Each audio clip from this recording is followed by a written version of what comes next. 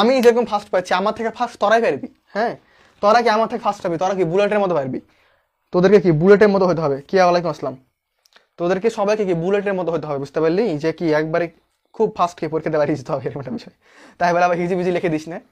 হ্যাঁ, মানে কি আছে জানিস, আমার একটা মানে ফুফাতো ভাই ছিল, তো ওই মানে বেড়াতে এসছে একদিন আমাদের বাড়িতে, মানে বেড়াতে এসছে তো।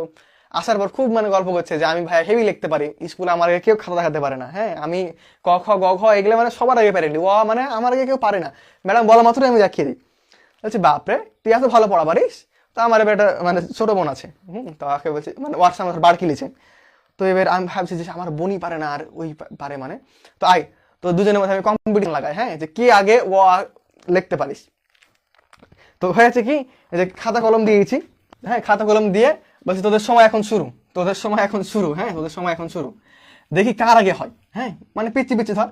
এবার আমি শুরু ভাই 1 মিনিট হয়নি, বলছি ভাইয়া হয়ে গেছে, ভাইয়া হয়ে গেছে।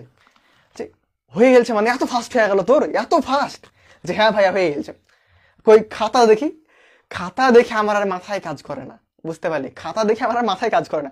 আচ্ছা তুই এভাবে করে মানে এত ফাস্ট তুই ইয়ে করিস, খাতা দেখাস? যে হ্যাঁ আমি এত ফাস্টই সবার আগে ক্লাস খাতা দেখিয়ে দিই।